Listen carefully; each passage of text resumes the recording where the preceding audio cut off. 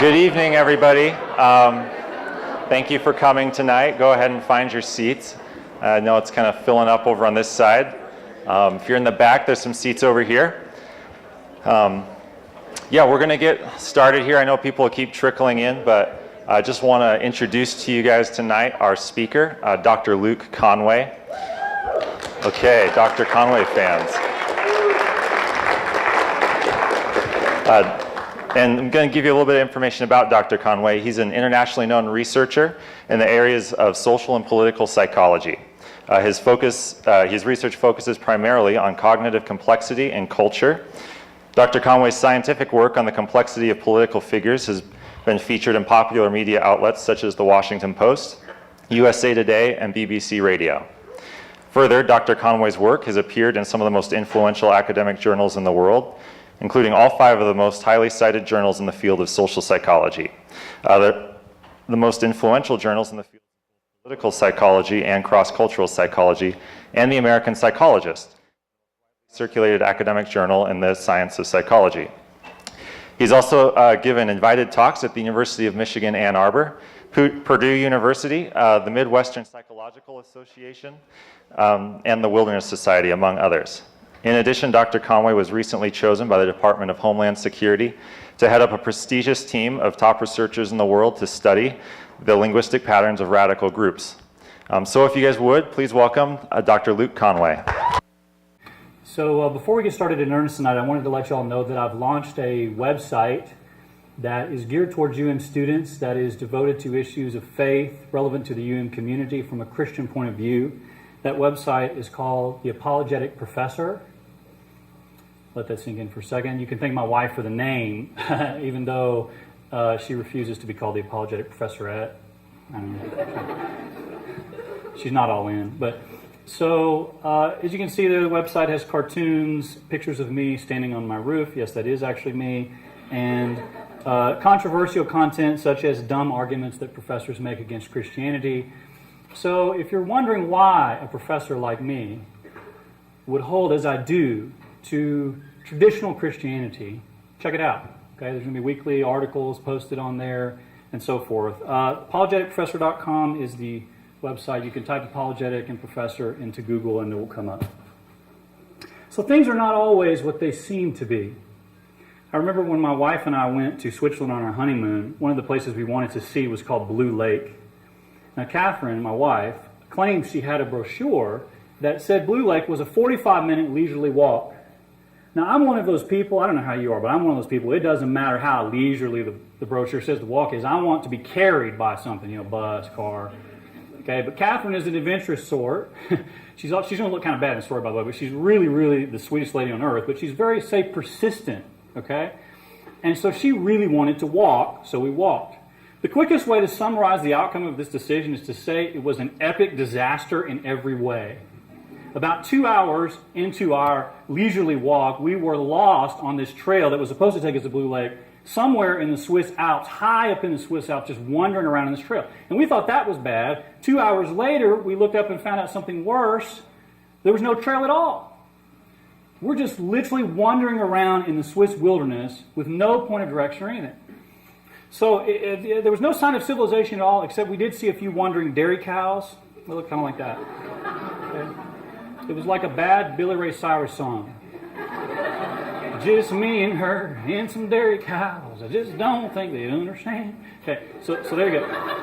For free, Billy Ray Cyrus. Okay, so there's Billy Ray, by the way. And get over yourself, cow. So there we are, wondering. I'm beginning to see headlines in our hometown paper that says "Stupid couple dies in wilderness." We don't know what we're doing. We're literally just no point of reference, just walking. And then we see something that was like angels singing. Wah! We saw a little path that was going down the side of the mountain and a sign, the first sign of civilization we'd seen in forever. And this is what the sign had. The sign had some German on it we couldn't read and a symbol that looked like that. You see, that just seemed to us at that point like that must mean that's civilization. Go here. So we did. We started down that path, only it wasn't much of a path. It was very rocky and steep, and it was real wet. It had a terrible odor. And we literally nearly fell to our death several times as we're like crawling down this path. But every time we would begin to think this can't be right, we would see another one of them signs. And we'd say, keep going, babe, we're on the right path. That just seemed to us like that was right. Now, some of you are laughing because you know what that symbol means. That is in case you don't know, that is the international symbol. In other words, every nation in the United Nations officially recognizes that symbol to mean danger, do not enter. Okay? You've probably seen it in English. That's what it looks like. Okay? So it's like whatever else you do on this earth, you idiot, don't go here. That's what the sign means. So that was like navigating your way around the Montana highway system by finding that sign and driving there. That was what we did for about 2 hours. But you see, sometimes things are not always what they seem to be. You can misread the signs. You can look at something and think that it is what it isn't. And tonight I want to talk to you about an issue that I think many of you have a perception of Christianity, what I call myths about the faith. You believe something about Christianity and it's not true. You're misreading the signs that you're seeing. So we're going to talk about 3 things. First, Christianity is unintellectual. I'm going to have to check my brain at the door if I'm going to be a Christian. Second, Christianity is unquestioned assent to authority. That means, hey, if they tell me to believe it, I got to believe it, whoever they are. Third, Christianity is for the simple mind. All my friends are going to mistake me for W. You know, they're going to working hard, working Saturdays. Okay. Nuclear. There we go. Okay. So let's start with myth number 1. What is intellectualism? That's a good place to start. By intellectualism, I just mean the development and exercise of the intellect. So pursuing things with an open mind, allowing your mind to develop. That's what I mean. Now, we got to do some ground clearing here because Christianity does oppose a couple things that are related to intellectualism. And I want to talk about those things for just a second so that you don't get confused. Because I think it's actually important to say, well, there are 2 points at which you might think Christianity opposes it, and those 2 points are true. So there's 2 things Christianity does oppose. It opposes intellectual elitism. So Christianity opposes the idea that being smart gives you more intrinsic value than being dumb. And Christianity stands staunchly opposed to that. Your value in Christianity is not dependent on your IQ. So the professor with the 200 IQ has the same value in Christianity as someone with a 70 IQ. Let's just say a politician. I don't know. I just picked an example at random. So, you notice I picked professor. I'm a little biased. Okay. So Christianity opposes that. It also opposes the related belief of intellectual singularity. That is, if you believe that the only thing in the world that matters is intellectual development, that it's more important than your relationships with your family. It's more important than mercy and truth and love. That if someone came to your door and they were starving and hungry and they knocked on your door and said, "Can I please have some food?" and you opened the door and said, "I'm sorry, old fellow. You know, Socrates and all. I'm in the middle of some study. Good luck finding a donut. Try McDonald's. Goodbye." You know, so Christianity would oppose that. So Christianity does oppose those aspects of intellectualism. But can I point something out to you? Pretty much every decent person on earth opposes those. So Christianity is not unique. It basically says what any decent person would say about that kind of intellectualism, and that's not the question we're asking tonight. So I don't want you to get confused by that. That's just ground clear. The question we're asking is, does Christianity stand opposed to the pursuit of truth through intellectual means, to the development of your mind? Does Christianity want to close the door? It's like, man, you want to learn about this truth? No, says Christianity. Is that true? That's what we're asking tonight. Okay. And I think this is honestly one of the strangest ideas I've ever heard, being inside of Christianity as I am. Okay? So we're going to talk a little bit. I'm not a historian. We're just going to briefly talk about some history.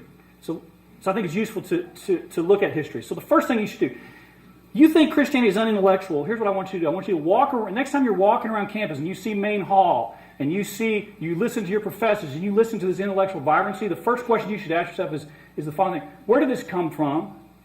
And you might be surprised to learn the following fact. It came primarily from Christianity.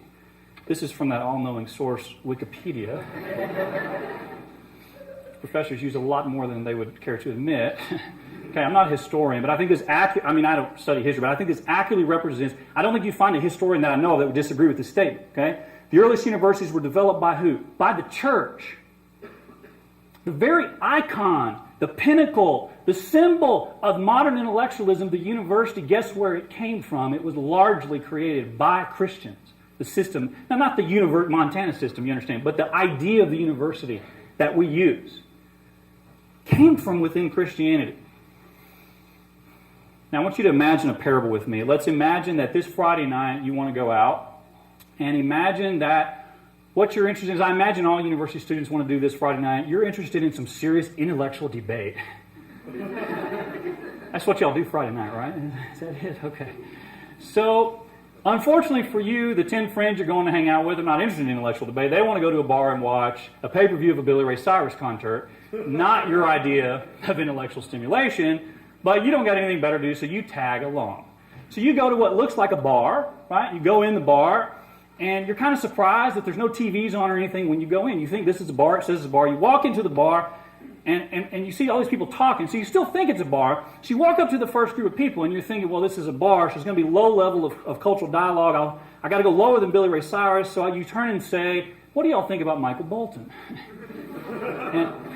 and the first person there says this, you know, fellow, it's interesting you asked that question. We were, with this beard thing, we were just talking about what Socrates would say about the popular entertainers. Would you care to join our discussion? And you're a little surprised, so you join in the discussion, and lo and behold, it is fascinating. This is exactly what you wanted: intellectual debate, stimulation. Okay? And you do that all night. You go to the next table, and the next table, and the next table, and everyone is talking about philosophy and debate. And you realize at the end of the evening that you thought you were going to a bar. They were showing Billy Ray Cyrus, but you actually went to a philosophy club. Here's what I want to suggest to you. That's probably what a lot of your experiences will be like if you go into the church. Now, I don't mean the church building. I mean the church stretched across time, that litany of Christian teachers. You're going to think you're going to a Billy Ray Cyrus pay-per-view concert, and you're going to find that it's a den of philosophers. Okay? And so just to illustrate this briefly, I'm going to show you some lists of people that are in the philosophy club that I would call Christians. Okay? I'm not going to I'm going to blow through this list. I just want to read some names and I'm going to make some comments about it. We don't have time for a huge historical investigation. This is just a project thinking. But I do want to comment, how do people end up on this list? Well, I imagine this, that if we could raise all of these people from the dead that I'm going to show you and ask them about their Christian beliefs and their faith, we'd find that 2 or 3 of them weren't Christians. Do you see, history's a funny thing, and people all the time debate, is this a Christian, is this not? And I find that debate kind of silly, frankly. But I do want to make this promise to you that I actually didn't just take this list from somewhere. I investigated these people. I'm not a historian, but I investigated these people, and I made a good faith effort to be sure that the people on this list seemed consensually agreed upon, that they were at least, at the very least, church-going traditional Christians. Okay? So, sure, at the edges there may be some debate, but there's no way this list is totally wrong. Okay, there's no way that's true. Most of the people on this list are Christians. Now, you're going to see we're going to come back to this and talk about, I like greatest thinkers lists. So I've got some secular lists just to illustrate that secular folk recognize that these people, so there's the sources for that. All right, let's blow through this. Look at some names on this list. Mendel, Faraday, Kelvin, Stokes, Planck, Maxwell, Boyle. Do you realize I just read some of the most famous scientists in history? All of those people were Christians. Blaise Pascal, okay, Francis Bacon, the guy who's credited by secular historians with the scientific method. Heisenberg, Collins, the current head of NIH, Genome Project, Joule. These are huge names. Pasteur, Kepler, Dalton, Marconi, Fleming, who discovered penicillin, Lister, Jenner, smallpox, Euler, one of the greatest mathematicians ever. And then let's not be constrained by linear time. Okay, my daughter, who's 8, will be a famous philosopher someday. So there you go. A shameless plug for my incredible daughter. Right? So I didn't spend as much time on literary figures, but you've got Tolkien, Austen, Moore, Dante, Beethoven, Bach, Mozart, Donne, Herbert, Browning. A guy, probably the most famous, influential intellect that you've never heard of is Samuel Johnson, a church-going Christian. Okay. Again, a very short list of philosophers we could talk about more. William of Ockham, you've probably heard Occam's razor. That was a Christian monk.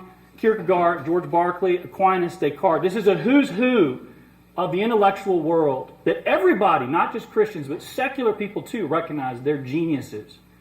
So that was a lot to blow through. So very quick vote counting.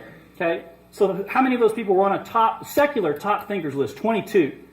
I think one of the ways to say you're really famous, if you get a law named after you. I have this dream of Conway's law of gastrointestinal fortitude or something like that, So just let that one sink in for a second. So I have this dream that, yes, my dream stinks. Okay, I got that. So some of you are like, ugh. So now think of this. 11 of the people have something really famous named after them. 12 of those people are credited by secular folk as founding in some way, being a founder of a major field. 8 of those people invented something. Imagine your life without antibiotics. Imagine your life without smallpox vaccine. Imagine your life without peanut butter. Okay, George Washington Carver. What's the point, really? Okay, so secular societies, 30 of those people, mostly secular societies, thought 30 of them were worthy of putting on a postage stamp. You get the vibe here. This is my favorite of all. Okay, the BBC, Great Britain. I don't mean to make fun of Great Britain, but Great Britain is mostly secular, okay, heathen, very anti-religious society right now. And they recently had a poll where they voted the populace. You can look it up. Look up the BBC poll. They voted on this. The population voted. What's your favorite book? The top 2 books that the English secular populace voted for were both written by devout Christians, J.R. Tolkien and Jane Austen. Number 8 also, C.S. Lewis was number 8 on that list. Okay? Einstein, who was anti-religious, by the way, had pictures of 3 people reportedly on his desk, academics, that he said influenced him. 2 of those 3 were Christians. The third one was Isaac Newton, who didn't make my list, even though he's sort of a Christian. Okay? We're good at memorizing numbers, apparently. I don't know why I put that on there. Okay. So, in Tales from the Ironic, Berkeley, California, was named after George Berkeley, who was a devout Christian. And you know you're famous when Star Trek names a ship after you, the Pasteur. Okay, so, now, let's take a step back. What was the point? Atheists are stupid. No, if you're an atheist, that's not my message. And I'm aware of the following fact, and I don't want to skew the facts. That's not what we're about here. Okay, lots of atheists win Nobel Prizes. A disproportionate number of Nobel Prizes are actually won by atheists. So I'm aware of that. You do a survey of modern scientists. The most recent survey I saw said 70% of them are not religious at all. So I'm not trying to make a ridiculous claim here. I have a theory about why that is, and that's beyond the scope of my talk. What I want to focus on is this larger point that you need to have food for thought. Okay? The stereotype says Christianity is somehow incompatible with intellectualism. That's the stereotype. History teaches a different lesson, that it's totally compatible with it. So if you're a thinking person tonight and you think Christianity is unintellectual, I want to give 3 questions for you to ponder as you walk out of here. Why, if that's true, why have Christians founded so many intellectual... we're so opposed to intellectualism. Why have we founded a very large number of intellectual disciplines? Why have we produced intellectual work that secular society recognizes is genius? Why, and this is an interesting question, here's an honest question, why did intellectual enterprises such as modern science, which is true, largely grow in societies that were dominated by Christians? Why is that if we're so opposed to intellectualism? Well, things are not always what they seem to be. We'll get back to the dairy cows, okay? So, you may wonder what happened on my trip, our trip, how did that resolve? So, we actually made our way down that thing, which we thought was a path, which we later discovered was a sewage runoff. That was we were climbing down, okay? Not a good idea, just for you know, okay? So we made it to the road. Amazingly, we made it to a civilized road. We just started walking on that road, and amazingly, incredibly, we actually ended up that night at Blue Lake on foot. It was like 1 o'clock in the morning. We didn't get to see it because it was pitch dark. And the buses were shut down, so we had to hitchhike back to Cantersteg, to our hotel with some drunk guys. That's another story. We get back to Cantersteg and our hotel.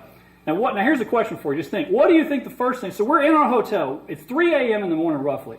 We're exhausted. We're grumpy. We're tired. We're wet because it had rained on us a bit. So we are in a terrible mood. Now, what do you think the first thing we did at 3 a.m. in the morning? If you thought to yourself, well, they went to bed. That tells me you've never been in a serious relationship. Okay, right there. Because that's not what happened. You don't understand serious relationships if you think that's what happened. Here's exactly what happened. I turned to Catherine, tired, cold, wet, hungry, angry, frustrated, ready to go to bed, and I said to her, find the brochure. You know the one that said it was a 45-minute leisurely walk? I want you to find it right now. We're not going to bed until I see it. So she dug around, and she found the brochure, sure enough. And sure enough, it actually said, it's a 45-minute leisurely walk. Problem. She had picked up the brochure in the next town over. We were staying in Cantersteg. She'd actually picked it up in Spitz, which was a very decent train ride from where we were staying. So it turns out if you get on a train, take a train ride to Spitz and get off the train, it's a 45-minute leisurely walk. FYI, from Cantersteg, it's about a 15-hour hike through the Swiss Alps, okay? Just so you know. They didn't put that on the brochure, okay?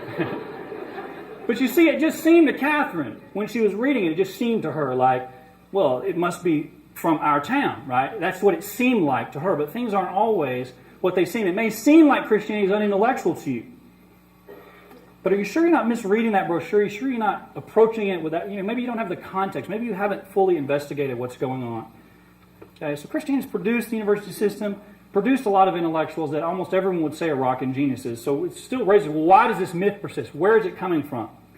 And I want to just point out, so if you're an atheist and you think I'm blaming you, I'm putting on, no, I'm not doing that. Okay, there's plenty of blame to go around.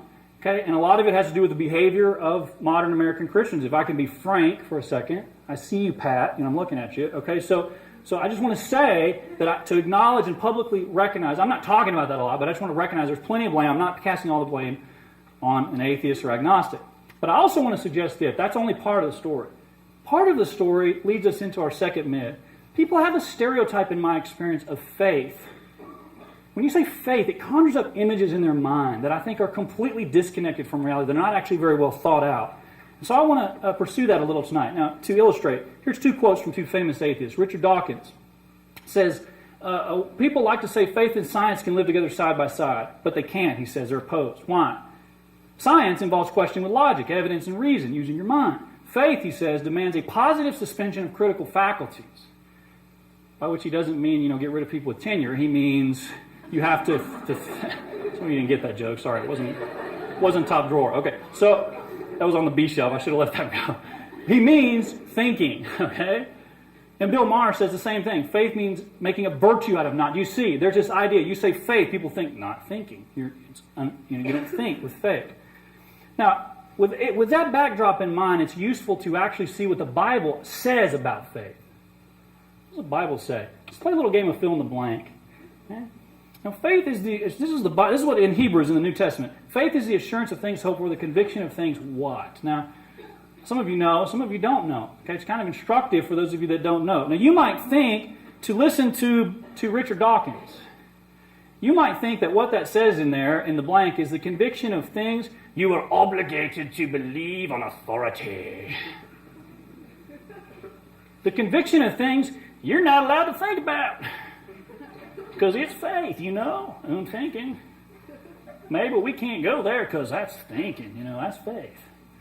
You might think it says, the conviction of things that you're not allowed to question. No, what it actually says, what the Christian view of faith is the following. The conviction of things not seen. The conviction of things not seen. You see, faith is blind, but faith is not unthinking. Faith is blind, yes, in the sense that the ultimate object of the faith thing is something you can't directly see and you can't directly prove. That's true. We're going to come back to that. But it's not unthinking in the sense that you're not supposed to think about it. In fact, if you're an honest thinker tonight, skeptic, okay, like I'm a skeptic, you should ask yourself this fact. Say, okay, common sense reasoning suggests the exact opposite of the stereotype. Common sense reasoning suggests that you ought to think harder about those things that you can't directly see than the things you can see with your own eyes. So, by way of a parable, suppose that you see that, in the food zoo, there's a really attractive girl or guy, and you think, wow, that's good looking, girl or guy. Right? So you think that. Now, do you need to have, at that moment, a strong philosophical debate with yourself about that fact? Okay? Well, try an experiment for me if you think that. All right? So go to the food zoo, and so find that, say you're a guy, find that girl, and walk up to her, and don't say something stupid like, did we have physics together? Don't say something like that, okay?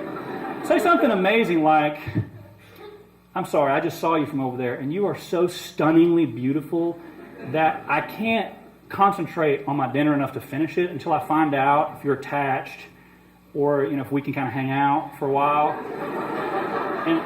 And then if she's still there, 50-50,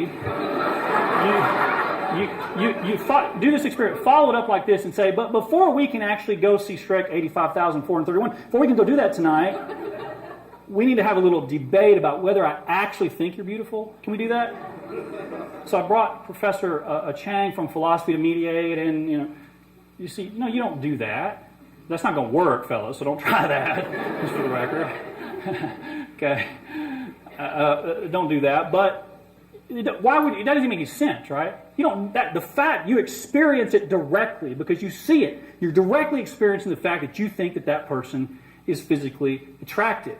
Okay, so you don't have to think hard about that. And similarly, you don't have to think hard about whether that ant bite stings. I mean, you're not going to have a class from a professor that says, "Dog crap."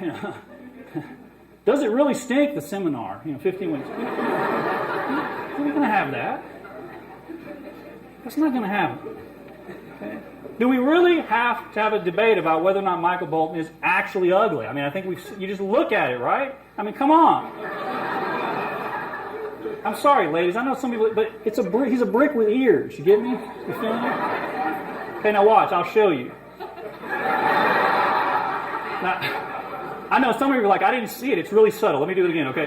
You see, I'll say, now here's Michael. There's the brick. So you can barely tell the difference. Okay.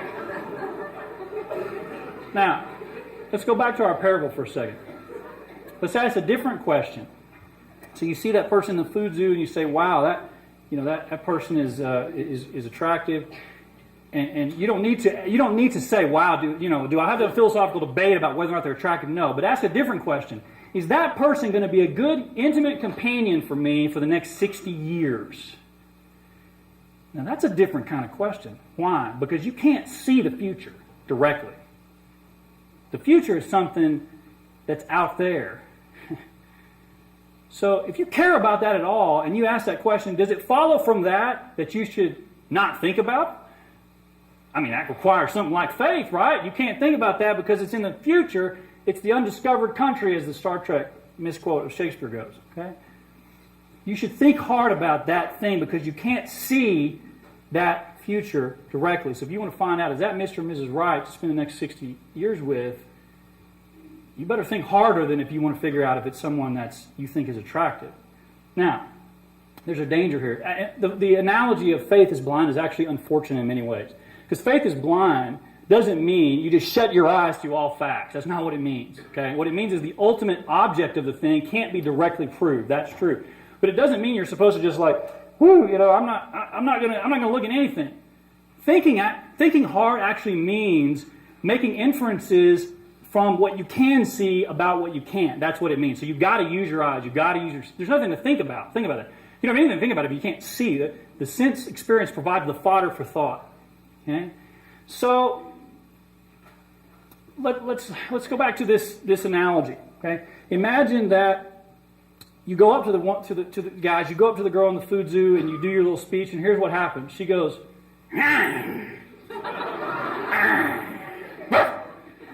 and she bites your nose. Just clean off. Okay. Now, do you think it's reasonable at that point, if you're considering the question, is she going to make a good long-term partner? Is it reasonable to do this? I'm not seeing this. It's about faith, so I got to flip a coin and just decide that. You see what I'm saying? That's not what faith is. Faith is using your eyes to see and collect evidence. So what you ought to be doing, by the way, if you're trying to decide that, is you ought to be doing things like seeing how does that person react when they're around the people they're currently living with. Because that's how they're going to treat you in 60 years. Okay? I always tell my daughter, Autumn, look at the toilet-o-meter. Are they willing to stick? Don't ever marry a guy. Tell her if they're not willing to stick their hand in the toilet for you. Okay? And you're looking at these things, which you can see, by the way, right? Those are things in the present. You see this, you see that, you see that, and you weigh the evidence in your mind. Think hard. That's what you ought to be doing. Well, that's how it is with the things we care about. Most of the things we care about are abstract principles. So this is just a parable. That was just a story. But think about equality as an example. Okay? You can't drink equality. You can see the evidences of equality. But equality is abstract. You can't pour equality in a cup and go, hey, give me some equality. Woo! Equality gave me indigestion. You can't do that. Okay? The right to pursue happiness, justice, Billy Ray Cyrus's career, that's an abstract idea. You can't see that, actually. Okay. So faith, to sum up, faith means using your eyes, using your brain to come to a conviction about something you can't see directly because of your thinking. It's not opposed to thinking. It requires hard thinking. That's the Christian point of view. Now, to hear Richard Dawkins tell it, to hear some folks tell it, you would think that if you went to the New Testament and you read what Jesus had to say, that you'd find something like this. Jesus would say, "Believe, you idiot." You have to believe what I'm telling you on the authority of the church. If the church says God is a big green frog, then you say, ribbit, ribbit. It's interesting to contrast that view with what Jesus actually teaches in the New Testament, and I encourage you to read all of it and not just believe what I'm telling you. Jesus claims authority, yes, okay, but what does he say? How do you find it out? What does Jesus say? He says, in stark contrast to that, he says, seek, ask, knock. Can I paraphrase? Use your brain and your eyes to go figure out the truth. That's what Jesus says. And Jesus doesn't say, believe, you act like Jesus would say, all right, this is how you're going to believe. You're going to grab this book, that the Bible, and you're going to take it, and you're going to just beat the stinking thoughts out of your head. And if that don't work and you don't believe it, you just try it again. No, that's not. What does he say? He's talking to his disciples. He says believe on, not on the unquestioned authority. He says believe on the evidence of the miracles. The Bible says directly you can't see God, by the way. It says that directly. You can't see the supernatural directly. That's why it requires faith. But faith is not blind in the sense that you don't look at anything. That's not what it means. That's a stereotype. Faith means using your eyes. Evidence means weighing something in your mind. That's what Jesus says about why to believe. So back to Dawkins and Meyer, no necessary reason why faith is unthinking. There's a lot of reasons to think you ought to think harder. That's just a stereotype. Okay? That's just an image people have. It's not very well thought out, in my humble opinion. Now, if you're a skeptic like me, the next question you would ask, this is the question I would ask in this chain of reasoning, is that's all well and good. I might buy that insofar as it goes, but I don't like having to believe in something I can't see. I'm there with you. If you ask that question tonight, I hope some of you are thinking that, because that's what I would think. I'm a skeptic. So you say, well, I just want to have faith in nothing. I don't want to have faith. I just want to believe in the things I can directly see, and I'm just going to remain skeptical about everything else. You with me? That's the next question that I would ask. That's a reasonable question. The answer to that question is simple. Why not have faith in nothing? The answer is you can't. It's not possible. It's not an option for you to have faith in nothing. Now let's approach this at an odd angle. Okay, and I want you to just think a little bit to yourself. What do you believe in tonight? What do you believe in? Now let's start with the thing we just said, the most basic seeing is believing level. So what do I believe? I believe I'm giving a talk, right? You can see that. I believe you're listening to the talk. I believe I have an arm. I believe that ceiling is actually a real thing. So I believe in those facts that I can see. And I want to point out something to you about that seeing is believing approach. That's all well and good, but actually, if you get down to brass tacks, that approach requires a belief in something that you can't see. Look up logical positivism if you want to see the philosophical history of this, okay? That requires a belief in something you can't see. Namely, it requires a belief in the fact that my senses are providing an accurate picture of reality. Now, you can see the thing, but you can't see that principle. It's unseen. You can't prove it directly. You just take it on faith that that's true. Okay? And so some of you you're looking at me like, oh, come on. I'm with you. If you're in the, oh, come on, I'm actually an empiricist. I'm all about what I can see. But I do want to point this out to you before we move on. That belief, for those of you who doubt this, that belief has actually been challenged. That assumption has actually been challenged by really, really smart people forever. By philosophers first, by psychologists next. And psychologists, I could show you 1,000 examples. From the moment you think, well, I see that, so it's real. Well, actually, you don't have a mechanism for absorbing the picture of that clock into your mind one-to-one. From the moment the light photon hits your eye, it's being reconstructed. And I can show you thousands of examples of where that assumption clearly goes wrong. So, just so you know. Now, maybe you're like me, like my daughter Autumn, who just believe the table's real. You know, we study philosophy in homeschool. You think that debate is silly? I think that debate is silly too, okay? And if you're an empiricist like me, you'll be very comfortable in Christianity, which is very much taste and see the Lord is good. It's very much believe on the evidence of the miracles. It's very much like that. So my opinion is basically this. I believe in my arm, and I'm okay with that. Thank you very much. Me and my arm are good. We're okay up here, believing in each other. You know. So I think the simple way to say it is it requires some faith, but the faith in that assumption is totally reasonable. Okay, but my point is, it may be correct, but it's still an assumption. You can't prove it. Now, that's also not what I actually meant when I asked the question. What I actually meant when I asked the original question wasn't sort of, do you believe in the things you see around you? It was this: what do you believe in? What gets you out of bed in the morning? What would you what would you march and put on a picket sign? What would you put on a t-shirt? Okay? What motivates you? What do you believe in? So you may say you believe in only what you see, but I bet a lot of money that if I ask you to explain what really matters to you, you will find it is not as simple a task as just saying seeing is believing. Okay? I mean, I've never actually seen I have an arm on my t-shirt, right? You ever seen a t-shirt, I have an arm? You ever seen a t-shirt that says that ceiling sure is real? You know? I mean, there it is, right? Real men believe in ceilings. That was one wild party at the Centillias, my in-laws. Okay, it's New Year's party, right? So you don't see that on a t-shirt, okay? So for example, just to give you an example, I live by one principle and one principle. I tell this to all my lab folks. I live by one principle only. Don't put the preparation H in the toothpaste drawer. That's what guides my life. Okay, we're just going to move on at that failed attempt at humor. Some of you let that sink in a little bit. I don't know. Okay, and be serious for a second. So maybe let's answer the question for you. Maybe you're a hedonist. Maybe you believe in personal pleasure. Okay, maybe you believe that the highest good is just what you can feel and what you feel is good. So I'm going to ask you why. Why is that? You can say, well, I can feel that thing, then that makes it. And I say, well, the fact that you can feel it, make it best. And you'll say, well, that's the best way to live. And I'll say, well, best, that's an abstract concept. You can't see best directly. Now, how are we going to get that? And I might push that issue on you by asking you this question. Do you really believe personal pleasure is better than unpleasurable sacrifice for others? In other words, are you seriously telling me that if me and my daughter Autumn are at a table and there's one donut and she hasn't eaten in 3 weeks because I'm a hedonist, I've been eating all the food in the pantry, and she hasn't eaten in 3 weeks and I'm just a big, I'm huge because I'm eating all this stuff. And are you seriously telling me, if you're a hedonist, that what I ought to do, because personal pleasure is the highest good, is take that donut from her and eat it? That's a good donut, babe. I'm sorry you're hungry, but it's hedonism. You understand, right? Now that's an honest question to ask that requires some thinking.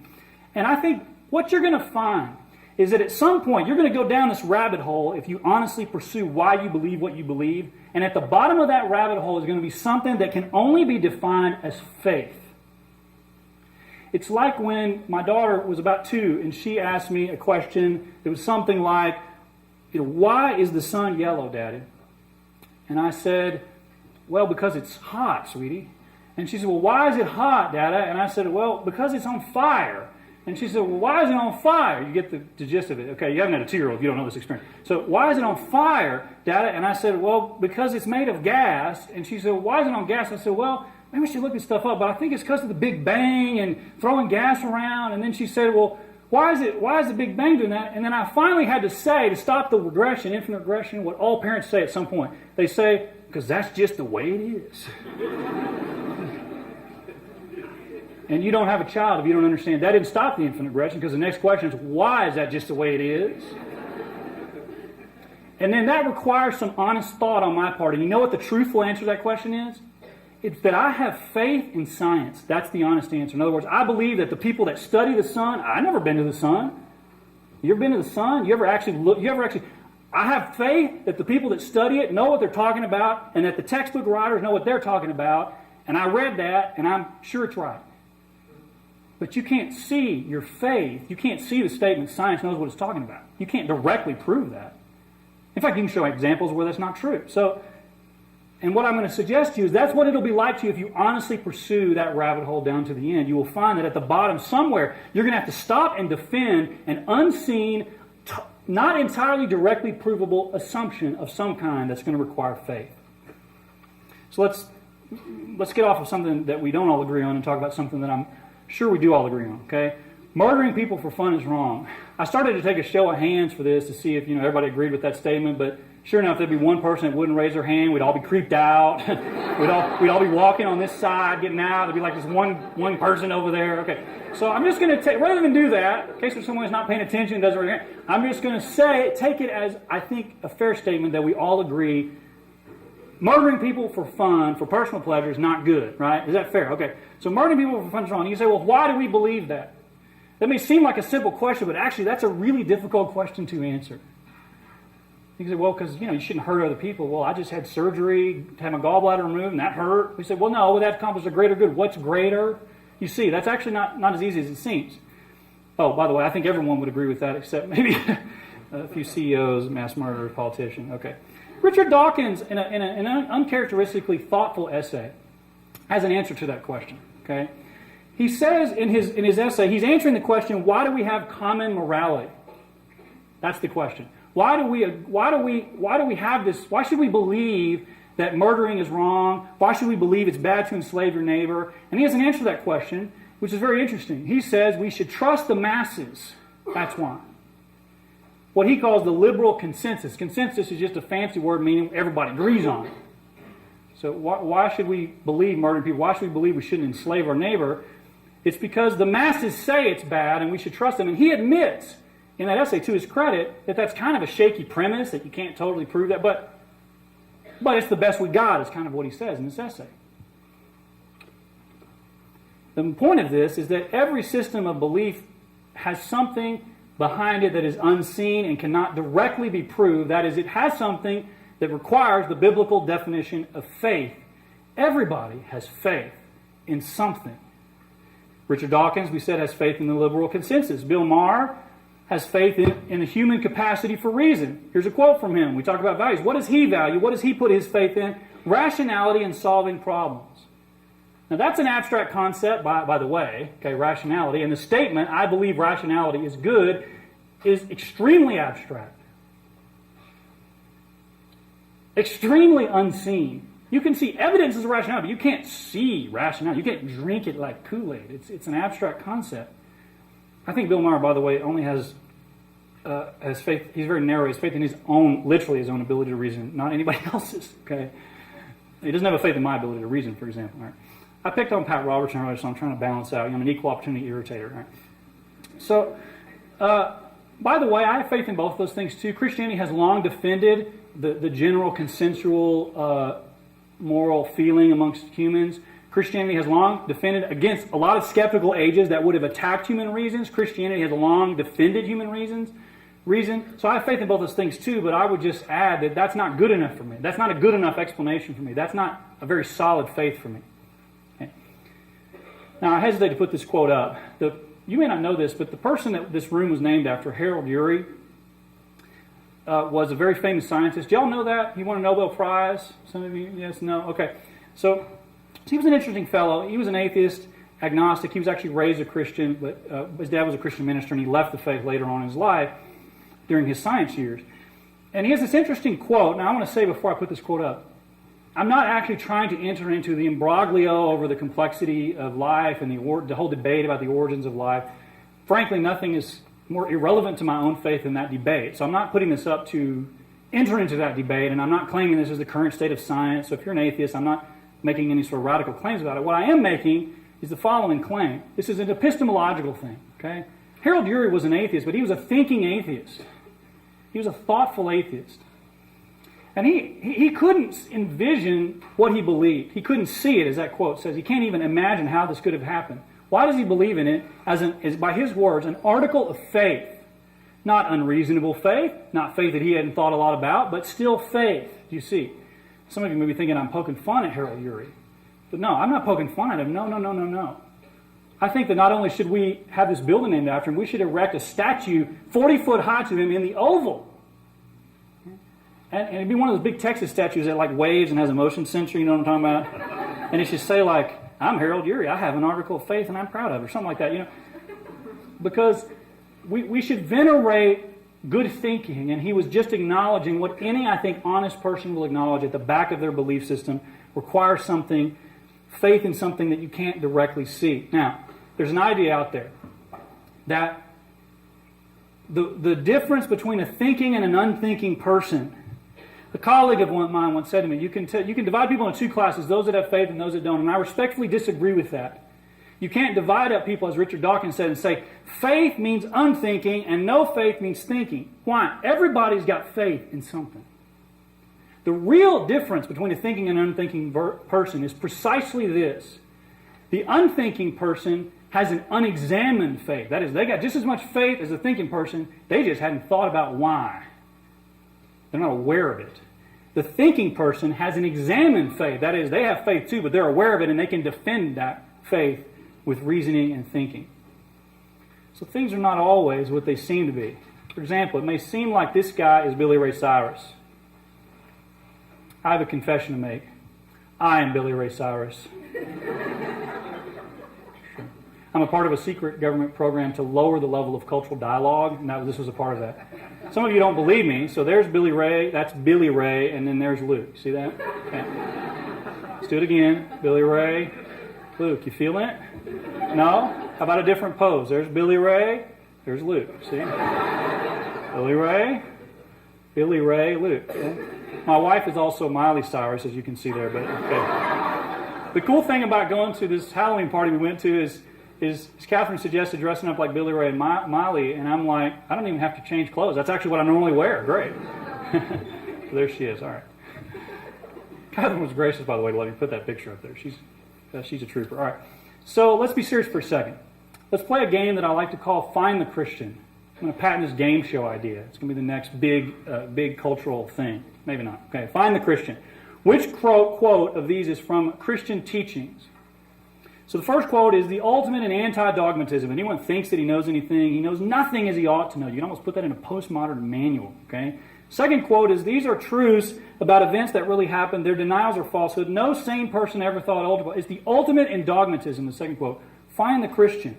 The first one is a direct quote from the Bible in the New Testament in 1 Corinthians. The second one is from atheist philosopher Daniel Dennett. Things are not always what they seem to be. Sometimes you got to read the book. Okay. Now, that leads us into our third question. Christianity is for the simple-minded. So let's start here. Is Christianity going to make you, we're going to go through this pretty quickly, is Christianity going to make you more narrow-minded? That's the first question I want to pursue. Let me give you a parable before we start. So, I know why, let's imagine this.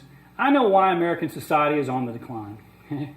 It's not because of economic reasons, as people say. It's not because of moral reasons, as people say. It's not because of foreign policy, as some people say. I know why it is. It's because we actually have already outlived our purpose. We've produced what we're meant to produce, and we don't have anything else left to do.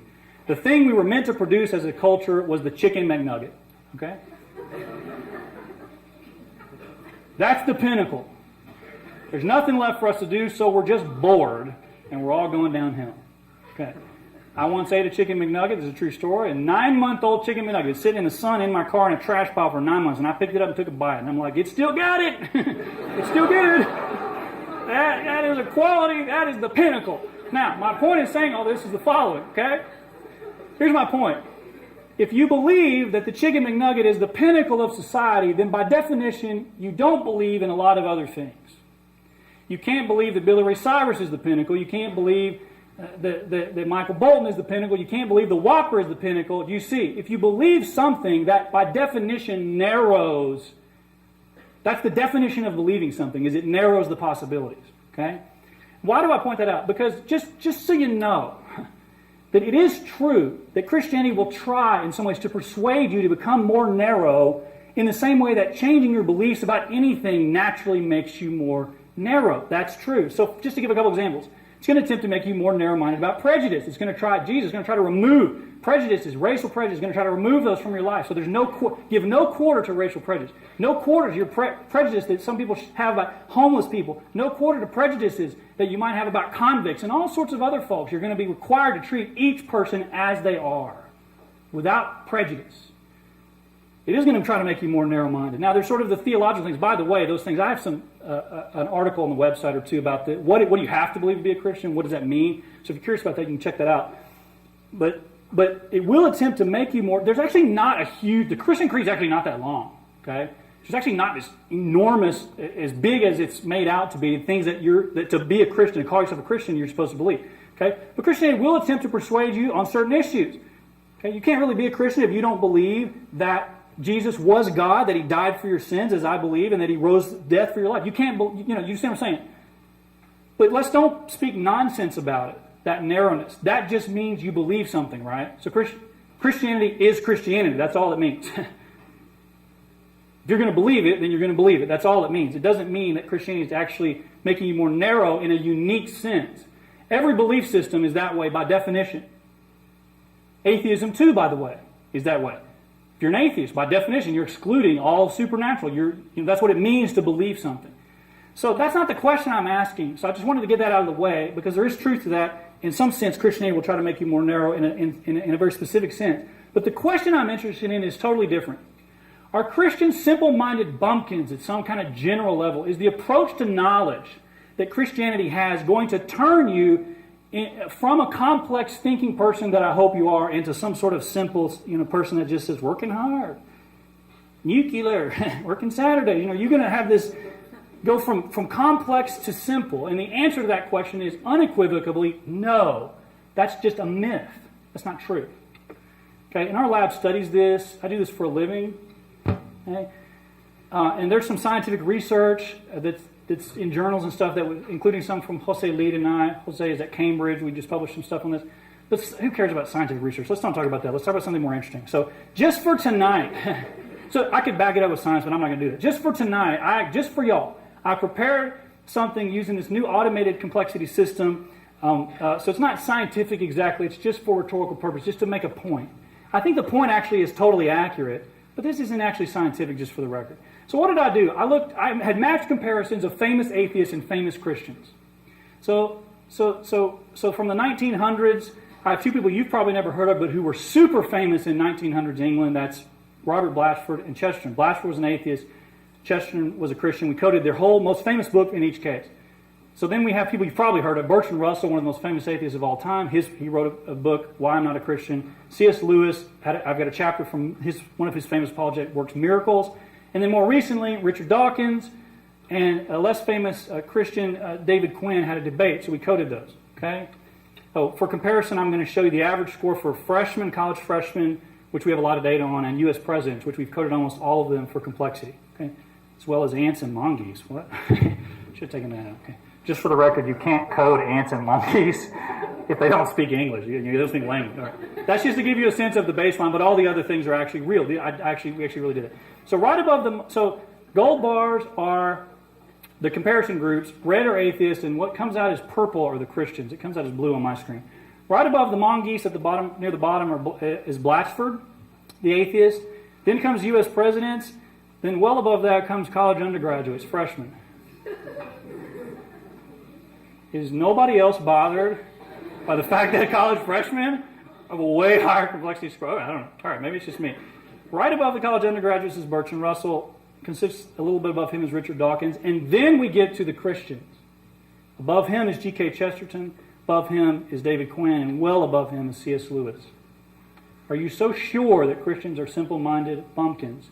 This is the same data. I like making graphs. So this is the same data with the matched comparisons. Do you see in every case the Christian is higher than his comparison counterpart? This is the same data aggregate. I just love these graphs, okay? You can see that Christians aggregate as a group are way higher than all the other groups. Atheists are somewhere in between presidents and college freshmen. Now, what's the point of these data? Atheists are stupid. No, that's not the point, okay? I'm not saying that. Let me come back to that in a second. All right. So this is actually a scientific study. So that wasn't a scientific study, but I've read some of those people, and I think it's absolutely accurate, by the way. The data I just showed you, I think it represents reality. Now, just briefly. So this actually, this is what I'm about to show you here is a scientific study. So we haven't published this yet. We're going to collect some more data, but this is a study that we presented at a conference. It has proper controls.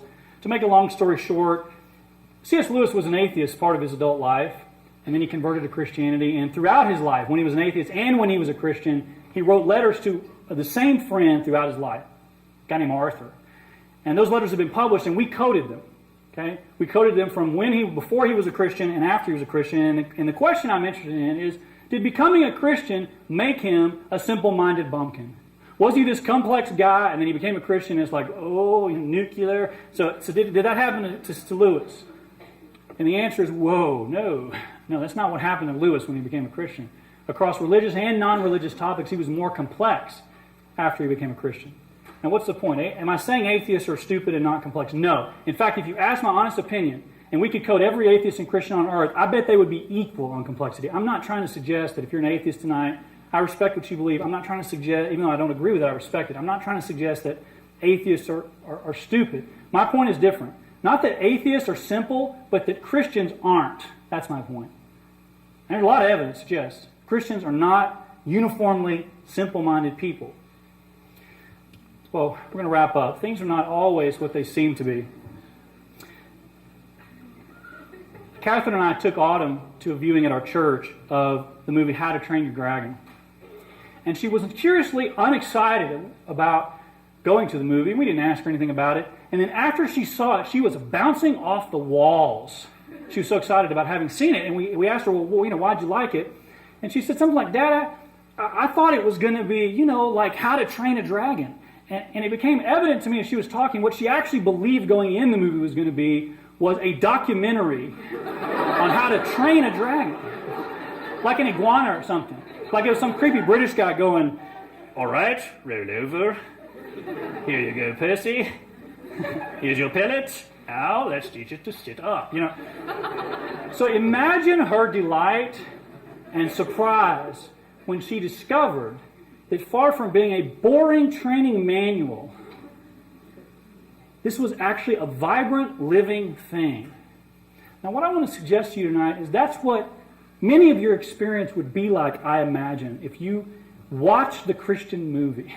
I think many of you have this impression. You've never read Augustine. You've never read St. Thomas Aquinas. That many of you have this impression that Christianity is a dogmatic, boring training manual. But it's not. It's a thing that's alive and intellectually vibrant. So I just want to challenge you tonight. Are you sure you've actually watched that movie? Now, I'm almost through, okay? I swear this is the last slide. In my experience, people have a funny view of the Christian God. You know what they think a lot of times about what Christians believe? They act like Christians believe that God sits up above heaven and He's afraid. He's very afraid that anybody will engage in honest intellectual pursuit, and He's trying to stop it. And the reason He's afraid is because He's worried He can't generate good enough arguments for His own existence. Like He's up there and he sees Richard Dawkins saying you don't exist, and He's like, that guy's about to open a Richard Dawkins book. God says, Gabriel, stop him, because if he opens that book in honest intellectual pursuit, I got nothing. God says, I can't come up with a good argument for my own existence. I can't do that. I'm afraid of honest intellectual pursuit. That's the picture people have. As if God's saying, it all went bad back when I couldn't figure out how to tell St. Thomas Aquinas to resolve the third principle in his ontological argument for my existence. I just can't figure that out. I don't know how to explain this to these people. No, that's not what the Christian conception of God is like. If Christianity is true, what does God want from your intellect? He wants this. He wants the open-minded pursuit of truth in every avenue of your life. That's what Christianity teaches. God's not up there afraid of open-minded pursuit. That's what He wants from you. Seek, Jesus said. Now, God cares about more than your intellect. God cares about your heart. He cares about your soul. He cares about your feelings. He cares about your history and your struggles and the difficulties of your life. He wants to love and have a relationship with all of you, not just an abstract Luke, not just the abstract principle. So God cares about all of those things, but, catch this, just because God is more than intellectualism, don't pretend that He is less. Just because God cares about more than your intellect, which is true, don't pretend that He doesn't care about your intellectual development or that He's somehow afraid of your intellectual development. In fact, what He wants from you is the open, honest pursuit of truth. That's what He wants from you with respect to your intellect. Things are not always what they seem to be. Are you sure you've really watched the Christian movie? Thanks.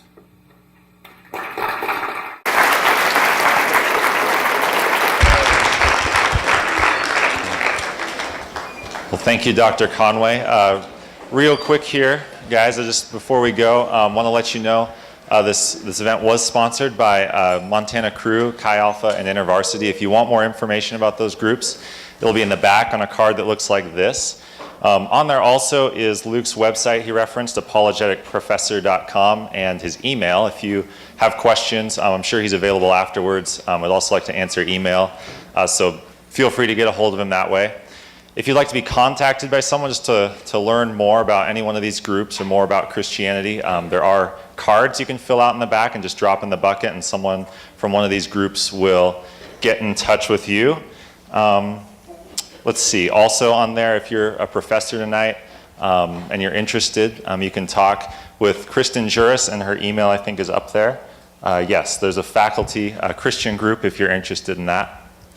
And lastly, we have a few copies of More Than a Carpenter. What that is, it's a basic book discussing just kind of basic apologetics of the Christian faith. How do we, the reliability of the Bible, who is Jesus, why do Christians believe that? Doesn't answer all the questions, but it's a good start. So if you want one of those, grab it.